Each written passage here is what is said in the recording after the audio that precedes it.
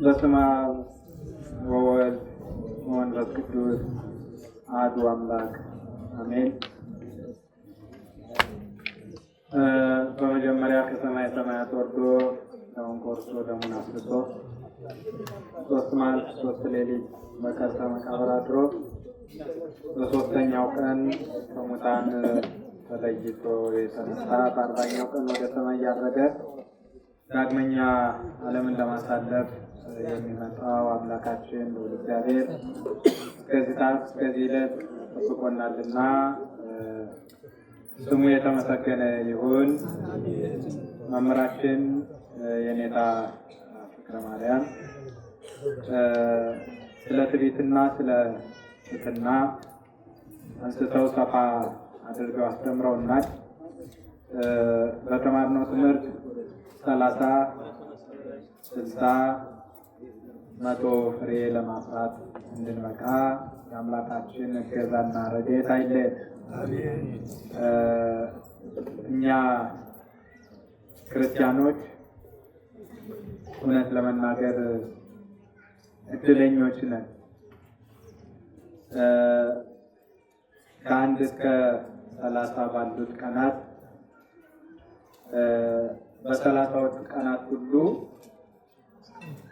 በቤተ ክርስቲያን የሚከበሩ በዓላት አሉ። እነዚያም በዓላት ለማክበር ስንመጣ በውስጥ የሰዓታቱ የማይሌቱ የኪዳኑ አገልግሎት አለ። በዓለም ያስጨነቀንን ነገር የሚያስረሳ እንደገና ደግሞ ወደ አውደ ምሕረቱ ሲመጣ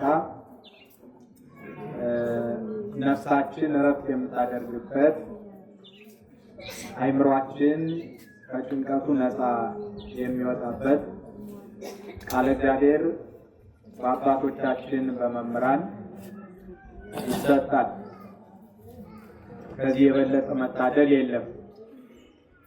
ለምን ካላችሁኝ እኛ ምናልባት ይህንን እድል በእጃችን ላይ ስለያዝነው ሁልጊዜም ስለምናገኘው ይህን እድል ባለማግኘት ምን አይነት ጉዳት እንደሚመጣ ስላልተረዳን ካልሆነ በስተቀር ከእኛ ውጭ የሆኑ ሰዎች ነፍሳቸው ስትጨናነቅ እረፍት ሲያጡ የሚሄዱበትና የሚጽናኑበት ቦታ የላቸውም። በተለይ ደግሞ ከእምነት ውጭ የሆኑ ሰዎች እናምናለን የሚሉ ነገር ግን በሕይወት የሚያስተምር የሃይማኖት አባት የሌላቸው፣ እናምናለን የሚሉ ግን ቤተ ክርስቲያን የሌላቸው፣ እናምናለን የሚሉ ስራቸው ሆዳቸው አምላካቸው የሆነባቸው ሰዎች ሰርተው ስጋቸውን የሚያስደስት ነገር ሲያገኙ መጨነቅ ይጀምራሉ። እረፍት ያጣሉ፣ እንቅልፍ ያጣሉ። በዚህ ጊዜ የሚመክራቸው የሚገስጻቸው ስለሌለ የሚጽናኑበት የእግዚአብሔርም ቃል ስለሌላቸው አስተማሪም ስለሌላቸው መዝናናት ወይ ደግሞ መጽናናት የሚፈልጉት መጠጥ ቤት ሄደው ነው። ሳይፈልጉ ራሱ ለመተኛት ብለው ያለ ልክ ይጠጣሉ። ሳይፈልጉ ለመዝናናት ራሳቸውን ለማነቃቃት ወይም ደግሞ እረፍት ለማግኘት ብለው ምሽት ቤት ሄደው በዝሙት ይወድቃሉ። ብዙ ነገር ያጣሉ። እረፍት ከማጣታቸው የተነሳ የነፍስ እረፍት ከማጣታቸው የተነሳ እረፍት እናገኝበታለን ብለው የሚሄዱበት ቦታ እረፍት የሚያገኙበት ሳይሆን የሚወድቁበት የሆነ የተቸገሩ ብዙ ሰዎች አሉ። እኛ ከነሱ ተለይተን ሌሊቱን ሙሉ የሚያጨናንቅ ሀሳብ ጉዳይ እንኳን ቢገጥመን ጠዋት ተነስተን ወደ ቤተክርስቲያን ስንመጣ ኪዳኑን ስንሰማ ቃለ እግዚአብሔሩን ስንሰማ ያ ያጨናነቀን ነገር በሙሉ ይወገዳል። አይምሯችን እረፍት ያገኛል። የእግዚአብሔር ቃል ሲሰበክ ትምህርቱን ስናዳምጥ የተጨነቀችው ነፍሳችን እረፍት ታገኛለች። እነዚያኞቹ እንዲህ ብለው የመጨረሻ እረፍት ሲያጡ ወይ ራሳቸውን ያጠፋሉ ወይ ደግሞ ወደ ማበድ ይሄዳሉ። እኛ ግን እድለኞች ነን። ዛሬ ታላቁን የጌታችን የመድኃኒታችን የኢየሱስ ክርስቶስን ጾም ስንጾም ቤተክርስቲያናችን ይህ ወቅት ለሷ የዘር ወቅት የመኸር ወቅት ነውና አዝመራ የሚሰበሰብበት ወቅት ነውና ምዕመናን ልጆቿን ሰብስባ ሌሊት ሰዓታቱን ትቆማለች። ሊነጋ ሲል ማህሌቱ ይጀመራል። አሁን ደግሞ በትምህርት እየቆየን ነው። ኋላ ቅዳሴ አለ። ማታ ደግሞ የሰርክ ጉባኤ በየአብያተ ክርስቲያናቱ አለ። እንዲህ አድርጋ ያጨነቀንን ነገር ታስወግድልናለች። ክርስቲያኖች እኔና እናንተ እንዳኗኗራችን እስካሁን ድረስ ጨርቅ ጥለን እናብድ ነበር። በምናየው ነገር በምንሰማው ነገር ጠብቃ የያዘችን ይቺ ቅድስት ቤተክርስቲያን። ምክንያቱም አይምሯችን የሚያጨናንቁ እረፍት የሚነሱ በርካታ ነገሮች አሉ። ፖለቲካው እረፍት ይነሳናል። ኑሮ ውድነቱ እረፍት ይነሳናል። በዘር መከፋፈሉና መለያየቱ እረፍት ይነሳናል። እርስ በርስ የሚጋደሉት ሰዎችን ዜና ስንሰማ፣ ጭካኔያቸውን ስንሰማ እረፍት ያሳጣናል። በዚያ ላይ ደግሞ በበሽታ ተይዘን የምንጨነቅ እንኖራለንና እሱ ሁሉ እረፍት ይነሳናል። ከዚያ ሁሉ አውጥቶ እግዚአብሔር የሚጠብቀን በዚህ ቤተክርስቲያን ማረፊያ አድርጎ የሰጠን የአእምሮ እረፍት የምናገኝባት ቤተክርስቲያን ናት። እሷን የሰጠን አምላካችን ስሙ ለዘላለም የተመሰገነ ይሁን። ጾሙን ሲሰጠን እኛ ከኃጢአት እንድንጠበቅበት ብቻ አይደለም፣ ከበሽታም እንድንጠበቅበት ጭምር። ዛሬ በዓለም ላይ ያሉ ሐኪሞች፣ ጠበብቶች፣ ሳይንቲስቶች ማንኛውም ሰው ጾም እንዲጾም እየመከሩ ዙሮ የትኛውንም ያክል ቢመራመር ማንኛውም ሰው ተመልሶ የሚመጣው መጨረሻው ወደ ቤተክርስቲያን ሀሳብ ነው። ጾም ለስጋ ትልቅ ጥቅም አለው። ይህንን ቤተክርስቲያናችን ለእኔና ለእናንተ አውጃ እንድንጾመው ታደርጋለች። ቅዳሴውን እንድናስቀድስ ታደርጋለች። ይህን ሁሉ ስናገኝ ደግሞ ነፍሳችን እረፍት ታገኛለች። የተጨናነቀው የቆሰለው አይምሯችን ሌሊት ሲጨናነቅ ቢያድርም እንኳን ጠዋት መጥቶ እዚህ እረፍት ያገኛል። አንድ አቡነ ዘበሰማያት ደግሞ በትሕትና በፈሪሃ እግዚአብሔር ሆኖ ቅድም መምህራችን እንደነገሩ ወደ እግዚአብሔር ሲጸልይና ሲያመለክት ውሎው ሰላም ይሆንለታል። ከባድ የነበረው ነገር ይቀልለታል። እግዚአብሔር መፍትሄውን ያሳየዋል። ስለዚህ እኛ እድለኞች ነንና ይህን እድላችን አይንሳን እግዚአብሔር። አንድ ወንድማችን ከዚህ ከኢትዮጵያ ወጥቶ በሌላ ሀገር ይኖራልና ስለ እረፍት ስለ እንቅልፍ ሲነገር እባክህ አታሳሳኝ አለ። እንዴት ሲባል ምን እንደሆነ አላውቅም። እንቅልፍ የለም በዚህ ሀገር፣ እንቅልፍ የጠፋበት ሀገር አለ። እኛ እግዚአብሔር ይመስገን ተኝተን እናድራለን። ሰው ስለሞላለት ስለበላ ስለጠጣ ብቻ እኮ አይደለም እንቅልፍ ተኝቶ የሚያድረው። እንቅልፍ የሚያሳጣ ሰላም የሚነሳ በርካታ ነገር አለ። እቺ ሀገር አየሯ ብቻ ምግብ ነው። በእውነት ጾሙን የሚያድር የለም። ሁሉም በልቶ ያድራል፣ እግዚአብሔር ይመግበዋል። እና እንቅልፍ በእውነት ተፈልጎ የማይገኝበት ቦታና አካባቢ ማለት። ክርስቲያኖች ግን የሚያጨናንቃቸው እንኳን ነገር ቢኖር አንድ አቡነ ዘበሰማያት ደግሞ ተነስተው ቤታቸውን ጸበል ረጭተው ከተኙ ጤናማ እንቅልፍ ይተኛል። ለስራ ለጸሎት ካልተነሱ በስተቀር እረፍት የሚነሳቸው ነገር የለም፣ ይወገዳል። ስለዚህም የሰጠን እግዚአብሔር ስሙ የተመሰገነ ይሁን። መምህራችን በድጋሚ ቃለ ሕይወት ያሰማል።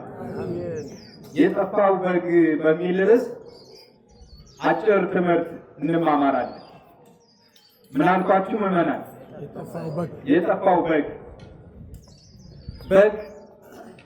የሚታወቀው በደግነቱ በየዋህነቱ ከአንገቱ ገመድ አስገብተው ሲጎትቱት የሚከተል አልሄድም የማይል ቢላዋ እየሳሉ ሊያርዱት ሲስቡት ለምን ብሎ ጥያቄ የማያነሳ ወደ ነዱት የሚሄድ ነው። የዋህ ነው በግ።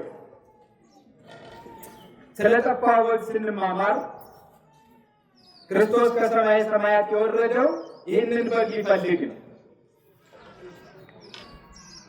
በግ ሲባል በቁሙ በግ አይደለም፣ በበግ የተመሰሉ ምዕመናን ናቸው ክርስቲያኖች። እግዚአብሔር ምን ያክል እንደሚረዳ ልብ በሉ። የልባችን ስለሚያውቅ የዋህነታችን ቅንነታችን ስለሚረዳ የመሰለን ምዕመናንን በምንድን ነው? በበግ መሰለን። በበግ እግዚአብሔር ቀድሞ ይረዳል። በጎቼ ብሎ ነው የሚጠራ። ግልገሎቼ፣ ጠቦቶቼ ብሎ ነው የሚጠራ እግዚአብሔር። ቅዱስ ጴጥሮስን ጠብቅልኝ ሲለው በሶስት መንገድ ነው የገለጸን። በጎች፣ ግልገሎች፣ ጠቦቶች ብሎ በእድሜያችን ሽማግሌዎቹን፣ ወጣቶቹን፣ ሕፃናቱን ጠብቅልኝ ብሎ በጠቦቱ ሕፃናትን፣ በግልገሎቹ ወጣቶቹን፣ በበጎቹ ደግሞ እናቶችንና አባቶችን መስሎ ጌታችን መድኃኒታችን ኢየሱስ ክርስቶስ ቅዱስ ጴጥሮስን ጠብቅልኛል እንዳይጠፉ እረኛ አድርጎ ሾመ። ምን ያክል ቢወደን ገበሬ በጎቹን ሲያረባ ለበጎቹ እረኛ የሚሾመው እረኛ ጠባቂ የሚያበጅ የሚያዘጋጀው ከበጎቹ የሚያገኘው ጥቅም ስላለ፣ ክርስቶስ ግን ከኔና ከእናንተ የሚያገኘው ጥቅም የለም። ስለምናመሰግነው ነው እንዳንል የማይቆጠር ዘመንን እኛ ሳንኖር ኑሯል። ቅዱሳን መላእክት ሳይኖሩ ኑሯል። የምንጠቅመው ነገር የለም። እግዚአብሔርን ስናመሰግን፣ ስናስቀድስ፣ ስንጾም የምንጠቀመው እኛው ራሳችን ነው፣ እግዚአብሔር አይደለም። ግን ምን ያክል እንደሚወደን ለማሳየት ለእኛ ለበጎቹ ጠባቂ አዘጋጀ እግዚአብሔር። ፍቅሩን የገለጸልን እግዚአብሔር ስሙ የተመሰገነ ይሁን። በጎቼ ብሎ ለሚጠራቸው ለጠፉት መመለስ ምክንያት እንዲሆን ንስሐ እንዲሰጣቸው ልጆቹ ተብለው እንዲጠሩ ቅዱስ ጴጥሮስን የበግ ጠባቂ አድርጎ ሾመ፣ የምዕመናን ጠባቂ። ከዚያ በፊት ግን ይህ በግ ጠፍቶ ነበር። ከእግዚአብሔር ፊት ኮብልሎ ርቆ ሂዶ ነበር። ጌታችን መድኃኒታችን ኢየሱስ ክርስቶስ ሊፈልገው መጣ። ይህንን ታሪክ በማቴዎስ ወንጌል ምዕራፍ 18 ቁጥር 11 ላይ፣ በሉቃስ ወንጌል ደግሞ ምዕራፍ 15 ቁጥር 11 ላይ ተጽፎ እናገኘዋለን። የጠፋውን በግ የጠፋውን ልጅ ታሪክ። ሰው ሲጠፋ አድራሻው የደረሰበት ካልታወቀ ለጠፋው ሰው ለቤተሰቡ ይመጣል የሚል ተስፋ አለው። 30 ዓመት ይኑር 40 ዓመት ሰው ተስፋ አይቆርጥም። ይገኝ ይሆናል ብሎ ያፈላልጋል። ሚዲያ ላይ ሰምታችሁ አታውቁ? ልጅ አባቱን፣ አባት ደግሞ ልጁን ይፈልጋል። ከጠፋ ከወጣ 30 ዓመት ሆኖታል 40 ዓመት ሆኖታል ብሎ የሚያስነግር ሁሉ አለ። ተስፋ አይቆርጥም። ጌታችን መድኃኒታችን ኢየሱስ ክርስቶስ አዳምን ለመፈለግ ከመጣበት ጊዜ ጀምሮ እስኪያገኘው ድረስ ስንት ዓመት ነው የፈጀበት? 33 ዓመት ከ3 ወር ፈልጎታል። ልብ በሉ ክርስቲያኑ፣ ከሰማይ የወረደው የጠፋውን በግ ሊፈልግ ስንት ዓመት ፈልገው አልኳችሁ? 33 ዓመት። ቀላል አይደለም። የጠፋው አንድ በግ ነው። ምሳሌውን ሲያስቀምጥ 100 በጎች ያሉት ሰው ቢኖር ከ100 አንዱ ቢጠፋበት 99ኙን በዱር ትቶ በትኖ የጠፋው ሊፈልግ የሚሄድ አይደለም። እኔ ልብ በሉ ክርስቲያን፣ ከአንዱ በግና ከ99ኙ በጎች የትኛው ይበልጣል? የትኛው ይበልጣል? 99። ለእነሱ አላሰበም። አውሬ ይበላቸዋል ብሎ አልተጨነቀም። ዱር ላይ በትኗቸው የጠፋውን ሊፈልግ ነው የሄደው። የጠፋ ነገር ምን ያክል አተረፍ ድምፅ ቀንሰ። እሺ ሕፃን ስለጠፋው ያያችሁ ካላችሁ ወደዚህ አምጡና ስሙን ይናገርና ላይ ስለዚህ 99ኙን ነገደ መላእክት ትቶ አንዱን ሊፈልግ መጣ። የጠፋ ነገር ክብር አለው አይደል? ከኔ ጋር ናችሁ? ከቃሉ ጋር ናችሁ? ሰው ትኩረት የሚሰጠው ለጠፋው ነገር ነው ወይስ ከኪሱ ላለው ነገር? ለጠፋው ነገር። ሞባይላችን እጃችን ላይ ሳለ ምንም አይመስልንም። ሲጠፋን ግን ምን ያክል እንደምንጨነቅ ሁላችሁም ታውቃላችሁ። ሌላም ኪሳችን ውስጥ ያስቀመጥነው ውድ ነገር ኪሳችን ውስጥ ሳለ ምንም አይመስልንም። ሲጠፋን ግን እንጨነቅለታለን። እንዲያውም አንድ የአባቶች አባባል አለ። በእጅ የያዙት መዳብ ማነው ወርቅ ከመዳብ ይቆጠራል አይደል የሚባለው? ምንም አይመስለው ለባለቤት ቢጠፋስ እንዴት እንደሚያስጨንቀው ሁላችንም እናውቃለን። የጠፋ ነገር ያስጨንቅ። ለዚህ ነው ጌታችን መድኃኒታችን ኢየሱስ ክርስቶስ ካሉት ይልቅ ለጠፋው ተጨንቆ ከሰማየ ሰማያት ወርዶ ከድንግል ማርያም ተወልዶ 33 ዓመት አዳምን ሲፈልገው ይኖር። 33 ዓመት አዳምን ሲፈልግ ከመወለዱ ጀምሮ የደረሰበት መከራ አለ። በ2 ዓመቱ ተሰዷል። በ30 ዓመቱ በዮርዳኖስ ተጠምቋል። 3 ዓመት ከ3 ወር ወንጌልን ሲያስተምር ተሰድቧል። ጋኔን አለብህ ተብሏል በአይሁድ ዘንድ። በፊቱ ላይ ምራቅ ተተፍቶበታል። በጥፊ ተመቷል። በእርግጫ መተውታል። በገመድ ጎትተውታል። መስቀል አሸክመውታል። ውሃ ሲለምን መራራ ዓመት አጠጥተውታል። መሞትና ለመሞቱን ለማረጋገጥ ቀኝ ጎኑን በጦር ወግተውታል። በራሱ ላይ የሾህ አክሊል ጎንጉነው ደፍተውበታል። እጆቹንና እግሮቹን ታላቅ በሆነ ሚስማር ከሰው አእምሮ በላይ በሆነ ጭካኔ ቸንክረውታል። ግርፋቱ 6666 ጊዜ ነው ተብሎ ተነግሯል። በደረቅ ጅራፍ ስጋው አልቆ አጥንቱ 1 2 እየተባለ ሲቆጠር ድረስ ይህን ሁሉ መከራ የተቀበለው ለምንድን ነው?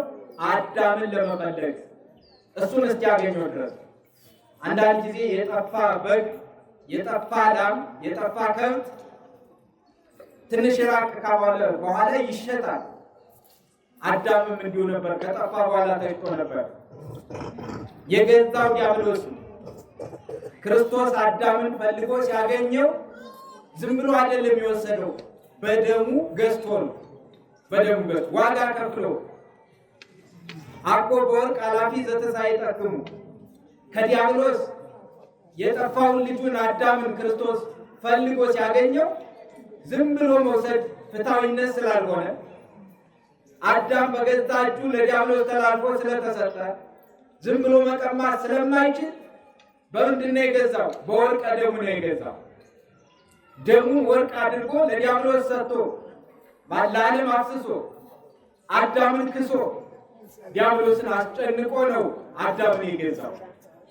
በ33 ዓመት ከ3 ወሩ ዛሬ ኢየሩሳሌም ቀራንዮ ላይ ተሰቅሎ የጠፋውን በግ አዳምን አገኘው።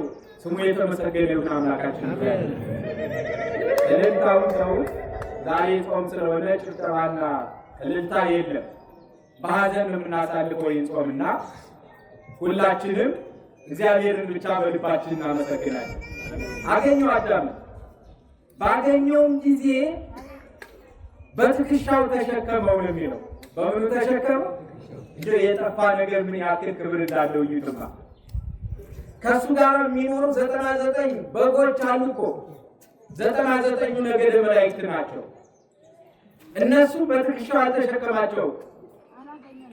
በጎቹን የሚጠብቅ ሰው በጎቹን ሲጠብቅ ወይ በኋላ ሆኖ ይነዳቸዋል፣ ወይ ከፊት ሆኖ ይመራቸዋል። ከሁለቱ አንዱ ነው ሊያደርግላቸው የሚችል።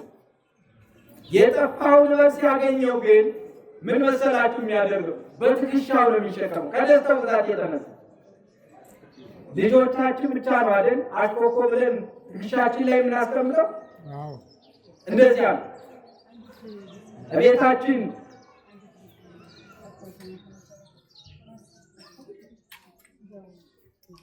እናታችን ልጅ ጠፍታኝ ትላንትና 7 ሰዓት ነው የጠፋችኝና ያያችሁ ካላችሁ እባካችሁ ጠቁሙኝ ይላሉ።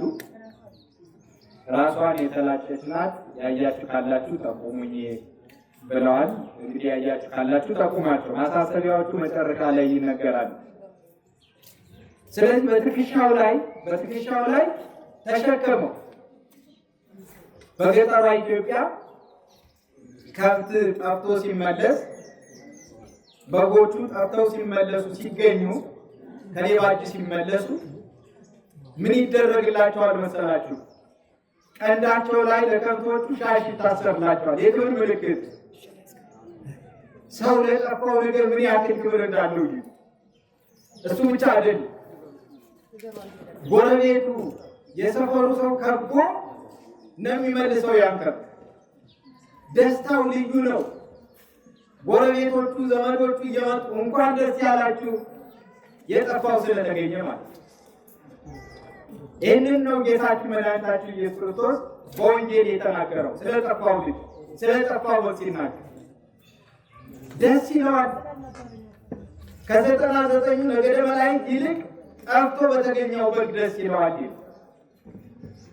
ክርስቲያኖች ምናልባት እኛ በዚህ ዓለም ስንኖር ሰዎች ነንና ደካሞች ነንና የሥጋ ፍላጎት አነሳስቶን ሰይጣን አሳስቶን ከእግዚአብሔር ቤት ኮብልለን ከሆነ ልንመለስ ያስፈልጋል። እግዚአብሔር እጅግ በእኔና በእናንተ ደስ ይለዋል፣ ይደሰታል።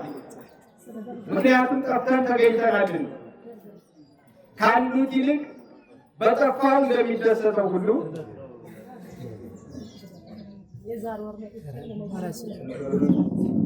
እሺታችን የዛሬ ወር ተስዬ ነበረ። ዛሬ ስለት ደርሶልኛል። እግዚአብሔር የእናንተንም ስለት ይስማችሁ ብላለች። እንግዲህ መባውን ይቀበልላት ስለታችን የሁላችሁንም መባችሁን ስጦታችሁን ይቀበልላችሁ እግዚአብሔር። ስለዚህ የጠፋውን በግ ባገኘው ጊዜ በትከሻው ተሸከመው፣ ፈለገው፣ ወደ ቤቱ ማስገባው። እኔና እናንተ በኃጢአት ዓለም ገዝታን ከቤቱ ስንወጣ እግዚአብሔር ያዝናል፣ ስንመለስ ደግሞ እጅግ ይደሰታል። እግዚአብሔር ደስ እንዲለው ትፈልጋላችሁ? ንስሐ ልንገባ ያስፈልጋል። እዚያው ላይ የማቴዎስ ወንጌል ምዕራፍ 18 ላይ ምን ይላል መሰላችሁ? በአንድ ኃጢአተኛ ምክንያት በመላእክት ዘንድ እጅግ የሆነ ደስታ ይደረጋል። ንስሐ ሲገባ ሲመለስ ቅዱሳን መላእክት ስለኔና ስለእናንተ እጅግ ይደሰታሉ። ምን ስለሆነ? ስለተመለስ ንስሐ ስለገባ። ከጠፋን በኋላ ስንገኝ ቅዱሳን መላእክት እልል ብለው እግዚአብሔርን ያመሰግናሉ። እግዚአብሔር ደግሞ ይደሰታል። በመመለሳችን እኮ ነው። ለምን ጠፋችሁ አይደለም ጥያቄው፣ እንኳን ተመለሳችሁ ወደ አባታችሁ ቤት። እግዚአብሔርን የሚያስደስተው ይህ ሰው ኃጢአት ሲሰራ ሲበድል ያዝናል፣ ግን ይረዳል። በጎቼ ያለን እኮ ከበጎቹ መካከል ክፉ የሆኑ በጎች ሳንኖር ቀርተን አይደለም። ይህንን እግዚአብሔር ሳያውቅ ቀርቶ አይደለም፣ ያውቃል። ግን በመመለሳችን ይደሰታል። ያን የሰራነውን ኃጢአት ይረሳል፣ ይደመስሳል፣ ያጥበዋል በንስሐ ውሃ። ያን ጊዜ በትከሻው ይሸከመናል። ወደ ቤቱ ስንመጣ በክብር ይቀበለናል። የሉቃስ ወንጌል ምዕራፍ 15 ላይ ቅድም እንደነገርኳችሁ እግዚአብሔር ኃጢአት ሰርተው በሚመለሱ ሰዎች እንዴት እንደሚደሰት በምሳሌ ያስተምሯል። አንድ ሰው ነበረ ይላል፣ 2 ልጆች አሉት። ከሁለቱ ልጆቹ አንዱ ታናሹ ልጁ መውጣት ፈለገ፣ ከአባቱ መለየት። አባቱ ባለጸጋ ነው። የሚደርሰውን ገንዘብ ወስዶ በዚያ መደሰት፣ ኃጢአት መስራት፣ ዝሙት መስራት፣ መጨፈር፣ መደሰት ፈለገ። ለአባቱ አንድ ጥያቄ አቀረበ። አባቴ ሆይ ከገንዘብ የሚደርሰኝን ከፍለህ ስጠኝ። ከፍለህ ስጠኝና እኔ እንደፈለግኩ መሆን እፈልጋለሁ፣ ልደሰት እፈልጋለሁ። አባቱ መከረው። ተው ልጄ፣ ከኔ ጋር ሳለህ ከኃጢአት ትጠበቃለህ፣ እኔን ስለምትፈራ። ከኔ ከተለየ በኃጢአት ትወድቃለህ፣ እግዚአብሔርን ትበድላለህ፣ በረከት አታገኝም፣ ሕይወት ይጎሳቆላል። እባክህ ግድ የለም ተው፣ ይህ ሀሳብህ አይጠቅምም፣ ተመለሳል። ዝም ብዬ ወጥቼ ኋላ ከሚቆረቁር ከሚጸጽትህ አሁን የሚደርሰኝን ገንዘብ ከፍለህ ስጠኝ። አባት ተጨናቂ ነው። ልጅ ያስባል፣ ነግሮታልና ቢሄድ እንዳይጸጽተው ያለውን ገንዘቡን ከፍሎ የሚደርሰውን ሰጠው። ይህ ሰው ከቤቱ ወጥቶ ሄደ። የት እንደሚሄድ እንኳን ማሳወቅ አልፈለገም። ምክንያቱም ይቆጣጠሩታል፣ ይከታተሉት። እሱ የፈለገው ኃጢአት መስራት፣ እሱ የፈለገው ባለው ገንዘብ ዝሙት መፈጸም፣ እንደ ልቡ መሆን፣ ያለ ልጓም ያለ ገደብ መኖር ነው የፈለገ። አባቱ ደጋግሞ ሲጠይቀው እሺ አለና ከፍሎ ሰጠው። ገንዘቡን ይዞ ወጣ። ለቁም ነገር አይደለም፣ ለስራ አይደለም የወጣው። ያ የተሰጠው ገንዘብ የማያልቅ መስሎት በዚያ ለመደሰት ነው። ግን እንዳሰበው አልሆነለትም። ወጥቶ ከሄደ በኋላ ያለውን ገንዘብ በዝሙት በመዳራት ለአዝማሪና ለዘዋሪ በመስጠት በመጨፈር በመብላት በመጠጣት ጨረሰው። ካልተሰራ የቱንም ያክል ቢሰበሰብ ገንዘብ ያለ ካልተተካበት። ይህ ሰው ደግሞ ዓላማው ስጋውን ማስደሰት ብቻ ስለሆነ ስራ ስለማይሰራ ገንዘቡ አለቀበት። ልብ በሉ ክርስቲያኑ። አሁን ይሄ 2 ልጆች አሉት የተባለው ባለጸጋ የእግዚአብሔር ምሳሌ። 2 ልጆች የተባሉት ቅድም የኔታ ሲያስተምሩን እንደነበረው ጸሐፍት ፈሪሳውያንና ኃጥአን መጸባን ናቸው። በትንሹ ልጅ የጠፉትን ኃጥአን መጸባንን ይናገራል። ስለሚመለሱ ኃጢአት ሰርተው ጣዖት አምልከው ከእግዚአብሔር ርቀው መኖራቸውን እያነሳ ይነግረናል በምሳሌ። እንደገና ደግሞ በዚህ በትልቁ ልጅና በትንሹ ልጅ የመሰላቸው እኔና እናንተን ምዕመናንንና ከዓለም ርቀው የሚኖሩ ባሕታውያንን። ልብ በሉ ክርስቲያኖች፣ ይሄ ልጅ ከአባቱ ቤት ወጥቶ ሄዷል። ገንዘቡን በሙሉ አባከነ፣ አጠፋ። ገንዘብ አንዳንድ ጊዜ በአግባቡ ካልተጠቀምንበት ለጥፋት ይሆናል። ነፍስ እንድንገድል ያነሳሳል፣ እንድናስገድልበት ከትዳር በላይ ከሚስት በላይ እንድትሄዱ ይገፋፋል። ገንዘብ ሲኖር ትዳርን ያፈርሳል፣ ከሰው ጋር ያጣላል፣ ትዕቢተኛም ያደርጋል። ለማያውቁበት ሰዎች የሚያውቁበት ደግሞ መንግስተ ሰማያትን ይገዙበታል፣ ለንስሐ ይበቁበታል፣ ኃጢአታቸውን ያስተሰርዩበታል፣ ለድሃ እየመጸወቱ እየሰጡ። የማያውቁበት ደግሞ ይጎዱበታል። ይሄ ባለጸጋ ልጆቹን በሚገባ አሳድጓል። ግን ለልጆቹ የሚሰጠው ከልክ ያለፈ ገንዘብ ልጆቹን እንዲበላሹ አለ።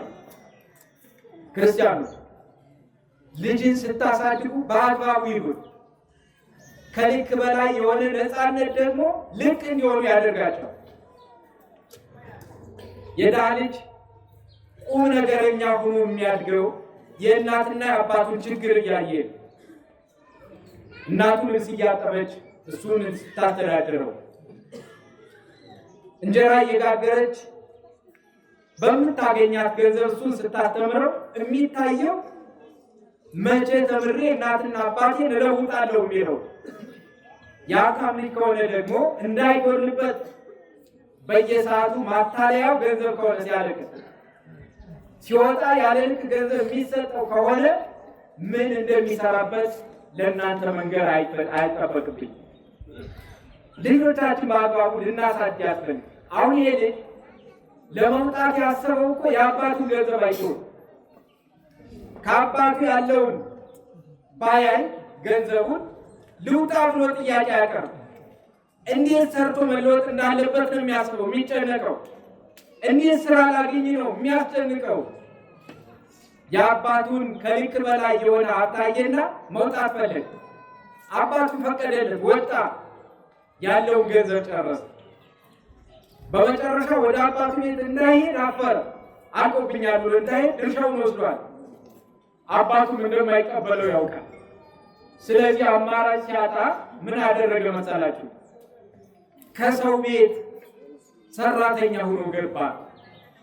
ጥጋብ ወደ ራብ ይነዳል ይላሉ አባቶቻችን። አንዳንድ ጊዜ ዛሬ ላይ ሆነን በምንወስነው ውሳኔ ነገር ማየት ካልቻል ችግር ላይ እንወድቃለን። ክርስቲያን የእናትና የአባታችን ቤት ይቺ ቤተ ክርስቲያን ናት። ክርስቲያን ዛሬ እንደዚህ አንደ ታናሹ ልጅ ከዚህ ቤተ ክርስቲያን ኮብልለው የሄዱ እህቶቻችንና ወንድሞቻችን ናቸው። ሲሄዱ ስዕሉን አጣጥለው፣ ጸበሉን ንቀው አጣጥለው፣ እምነቱን ገፍተው አያድንም ብለው፣ ጻድቃንን ክደው አያማልዱም ብለው፣ እማምላክ ወላዲተ አምላክን ክደው አታማልድም ብለው ነው የሄዱ። ከሄዱ በኋላ ግን ከዚያኛው ቤት ያገኙት ምንድን ነው? እዚህ ጸበል አያስፈልግም የሚሉ ሰዎች እዚያ እኔ ጸልዬበታለሁ ያድናል ብለው ነቢይ ነኝ ብለው በሚጸልዩበት ጸበል ብዙ ገንዘብ ሲያስወጧቸው ያለ አይታችሁ ከሆነ ሌላ ቤተ እምነት ላይ ያሉ ሰዎች እዚህ ያለውን ጸበል ያጣጥላሉ። እኛ ጸልየንበታል ብለው በሃይላንድ ያቀረቡትን ጸበል ደግሞ በሚሊዮን ብር ሲሸጡ ትመለከታለን። አያችሁ፣ የአባትን ምክር አለመስማት፣ የእናትን ምክር አለመስማት የሚጎዳው እዚህ ላይ ነው። ክርስቲያኑ ዛሬ የወጡ ሰዎች፣ በዚህ በቤተ ክርስቲያኑ አገልግሎት የነበሩ ሰዎች መርጌታንን፣ ቄስንን፣ ዲያቆንን እያሉ ቤተ ክርስቲያን የሚያጣጥሉ ሰዎች ጠጋ ብላችሁ ሀሳባቸውን ብትሰሟቸው ለመመለስ አፍረው እንጂ እዚያ ሂደው ጥሩ ነገር እንዳላገኙ ያውቁ።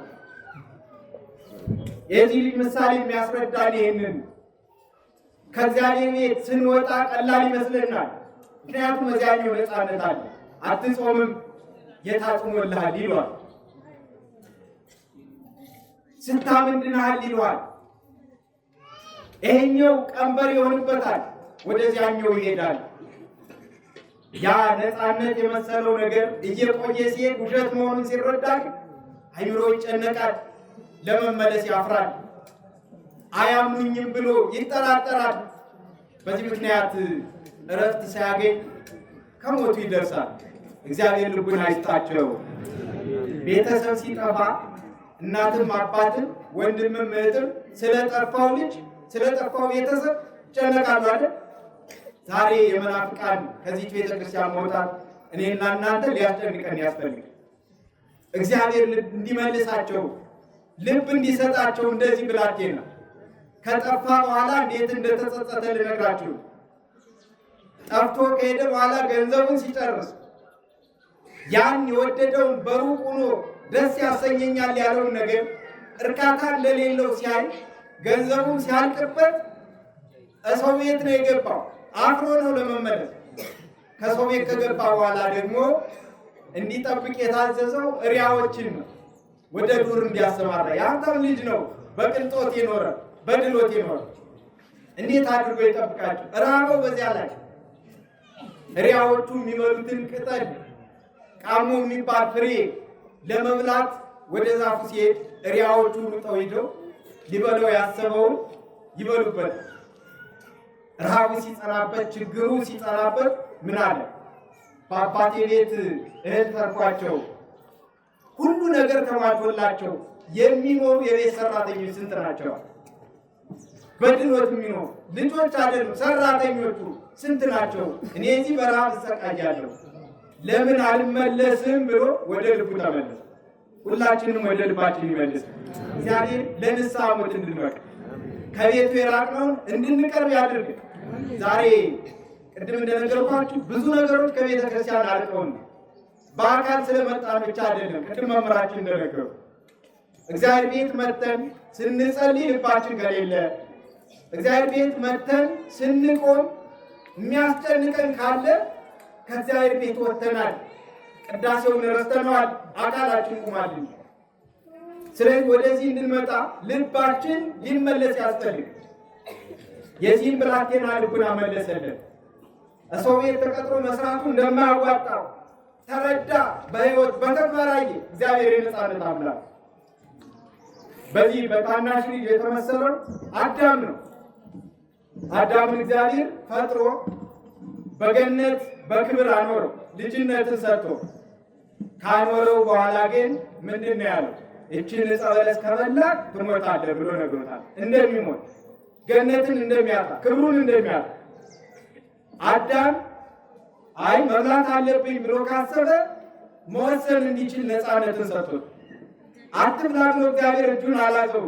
አንዳንድ ሰዎች አሉ ለምንድን ነው እግዚአብሔር አዳምን ዕፀ በለስን መብላቱ እንደማይጠቅመው እያወቀ ሲበላ እጁን ይዞ ያልጠበቀው ብለው የሚናገሩ ሰዎች አሉ። እግዚአብሔር የነፃነት አምላክ የሚጎዳንን ይነግራል።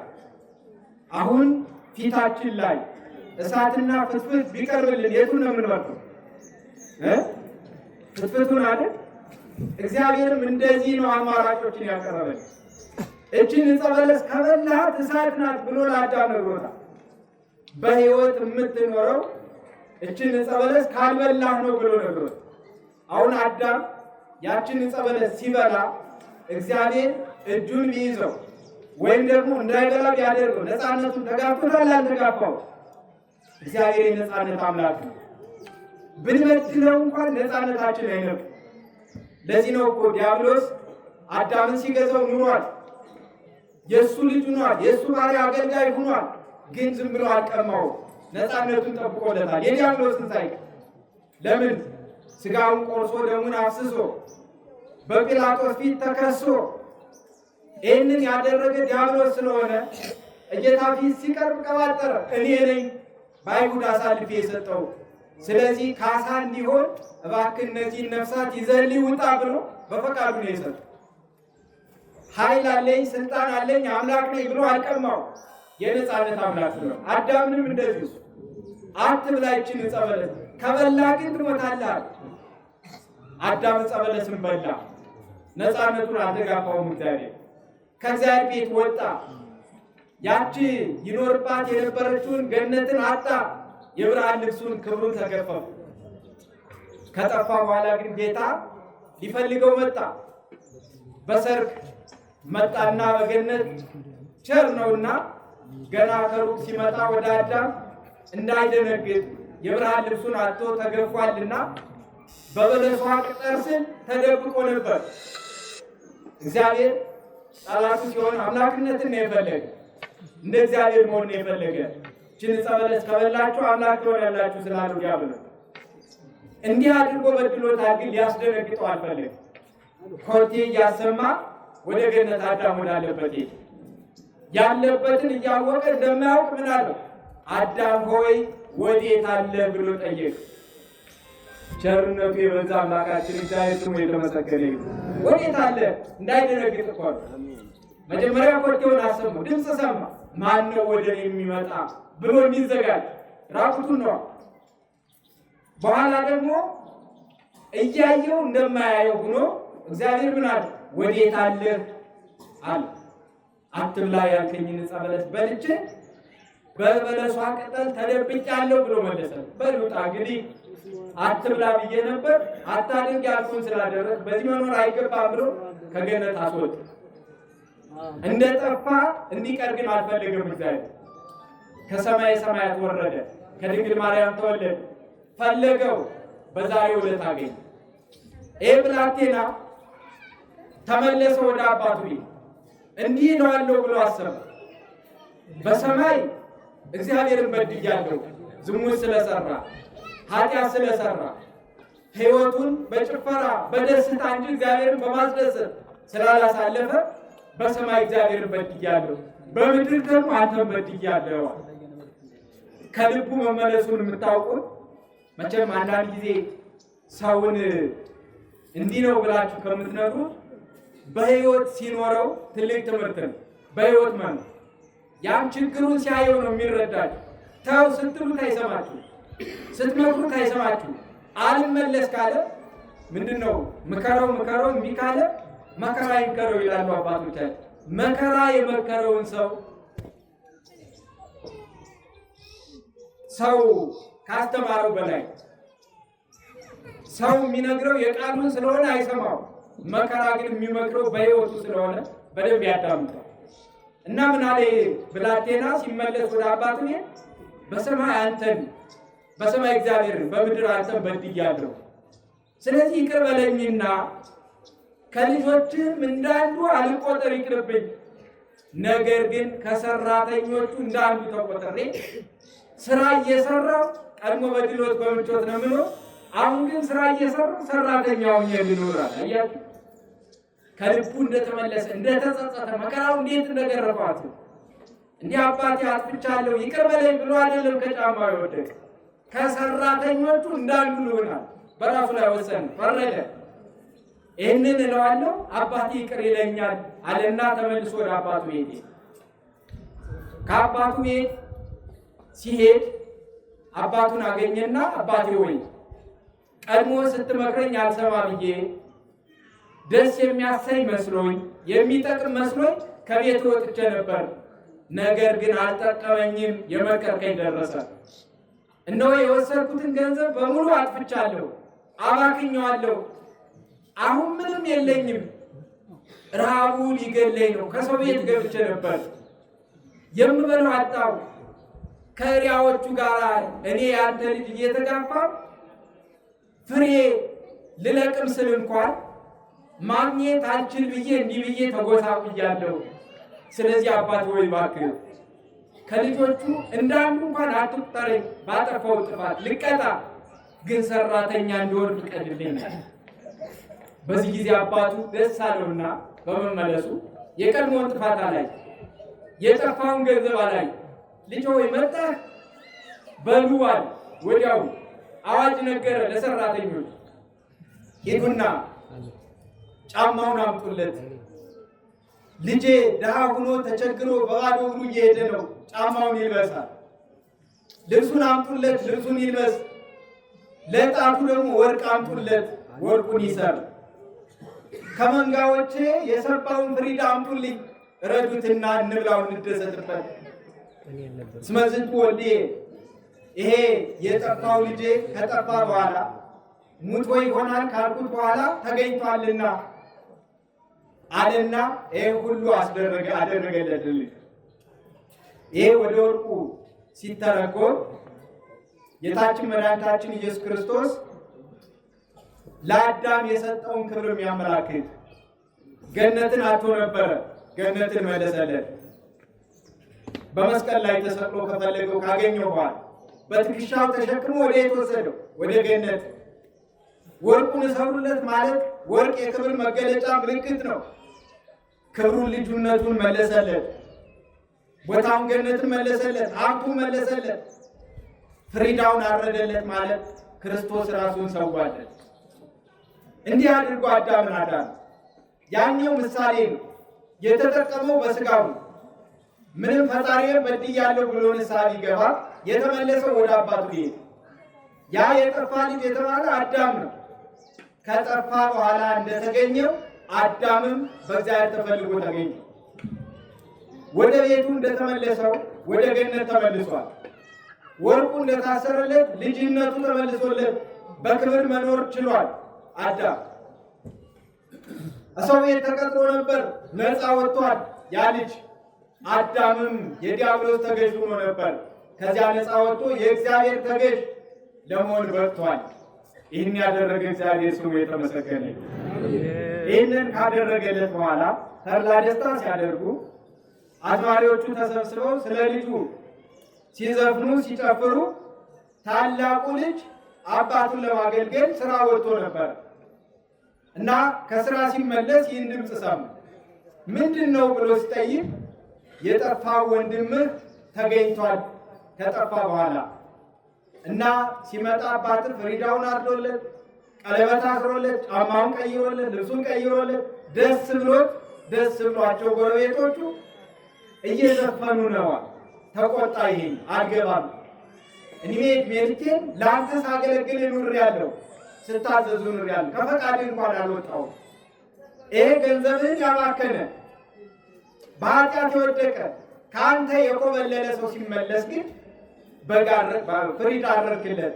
እኔ ከአንተ ጋር ስኖር አንድ ቀን እንኳን ከወንድሞቼ ከጓደኞቼ ጋር አንድ ቀን እንድደሰት አልፈቀድክልኝም።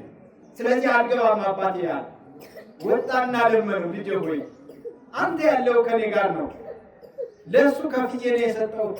ለአንተ ግን ለእኔ ያለው በሙሉ ሳይከፈል ያንተ ነው። ለእሱ ፍሪዳን የታረደለት፣ ለአንተ ግን ከዚያ በላይ ነው። ልጄ ሆይ አንተ አብረህ ስላለ ነው፣ እሱ ግን ከጠፋ በኋላ ስለተገኘ ነው ብሎ ያኛውንም አጽናንቶ ወደ ቤቱ አስገባው። ይሄኛውም ወደ ቤቱ ተመልሶ በክብር መኖር ጀመር። ክርስቲያኑ አሁን በአጭሩ ወደኛ ህይወት መልሰውና እቺ የእናትና የአባታችን ቤት ናት ቤተ ክርስቲያን። ከጠፋም በኋላ ተመልሰን ይቅርታ የምናገኝባት ከእግዚአብሔር ጋር የምንታረቅባት።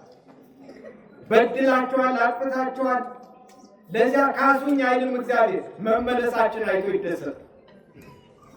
የኔና የእናንተ መመለስ እግዚአብሔርን ያስደስተዋል። ከ99 ነገደ መላእክት ይልቅ እግዚአብሔር ለሰው ልጆች ሰው ሆኖ ስጋ ለብሶ ዋጋ ከፍሏል። በመስቀል ላይ ተሰቅሎ መከራ ተቀብሏል።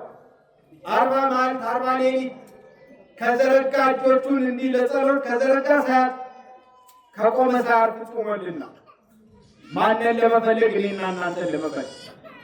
ሲፈልገን ደግሞ ጠፍተን መቅረት የለብን፣ መመለስ መቻል አለብን።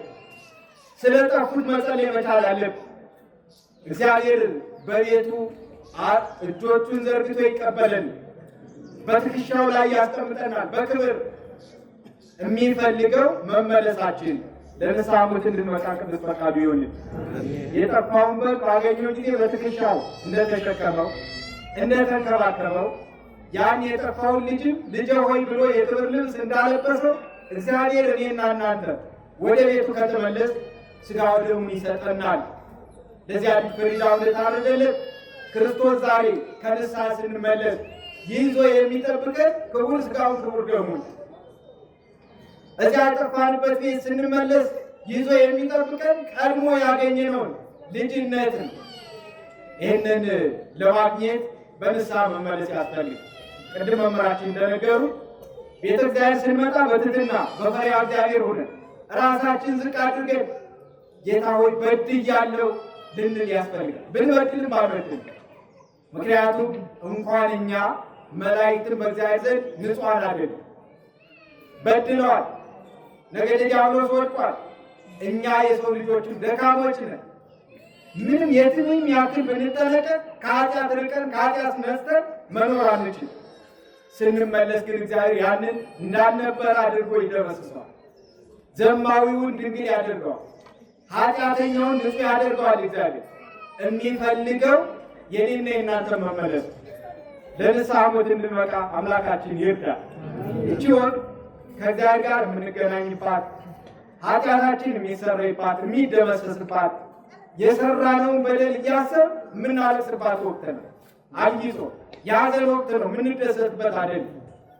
ስጋችን አብዝተን በመብላትና በመጠጣት የምናስደስትበት አይደለም።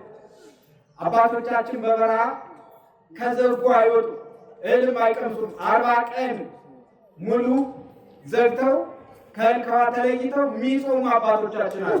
እግዚአብሔር ጸጋውን የሰጣቸው። እኛ ያንን ማድረግ አንችልም። በምንችለው ግን ልንጾም ያስፈልጋል። ሰውነታችን ልናደክመው ያስፈልጋል። ኃጢአትን እንዳያስብ እግዚአብሔርን ብቻ እንዲያስብ፣ የተደረገልንን እንዲያስብ፣ ከጠፋንበት ከኮበለልንበት ልባችን እንዲመለስ እቺ ወቅት ለእኔና ለእናንተ የመከር ጊዜ ነው። እህል የምንሰበስብባት ጊዜ፣ የንስሐ ፍሬን የምናፈራባት ጊዜ፣ ከእግዚአብሔር ጋር የምንገናኝባት ጊዜ ስለሆነች ቺን ጊዜ ልንጠቀምባት ያስፈልጋል። እግዚአብሔር አሁንም ይፈልጋል። ገብረ ማርያም ወዴት አለ? ወለተ ማርያም ወዴት አለሽ? ይላል እግዚአብሔር። ይጣራል። ያለንበት ጠፍቶት አይደለም፣ እንድንመለስ ስለሚፈልግ በኃጢአት ውስጥ ሆነን የቸርነቱን ስራ ይሰራል። ተስለን ስንለምነው ልመናችን ይሰማል እግዚአብሔር።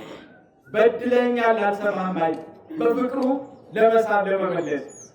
ለምን ይመስላችኋል? እግዚአብሔር ስጋውን ሳይቆርስ ደሙን ሳያፈስ እኔና እናንተን ማዳን እየቻለ ስጋውን የቆረሰ ደሙን ያፈሰሰ በደሙ የገዛን ለምን ይመስላችኋል? መውደዱን ለማሳየትና ለመግለጽ ነው። በአንድ ቀን ፈልጎ የማያገኘን ሆኖ አይደለም 33 ዓመት የፈለገ ፍቅሩ ለመግለጽ ምን ያክል እንደሚወድ። ሰው ወዳጁን አንድ ቀን 2 ቀን ይፈልጋል፣ 1 ሳምንት 1 ወር ይፈልጋል። ከዚያ በኋላ ሲያጣው ተስፋ ቆርጦ ቤቱ ይቀመጥ። የማግኛ ዘዴዎችን ተጠቅሞ ሊያፈላልገው ይችላል። እንደ ክርስቶስ ግን ዙሮ አይፈልግም። ክርስቶስ 33 ዓመት ዓለምን ዙሮ አዳምን ፈልጎታል ስለሚወደው። ዛሬም እግዚአብሔር እኔና እናንተን ይወደን። ኑ ተመለሱ ይለናል። ከኃጢአታችን ርቀን ወደ እግዚአብሔር ልንመለስ ያስፈልጋል።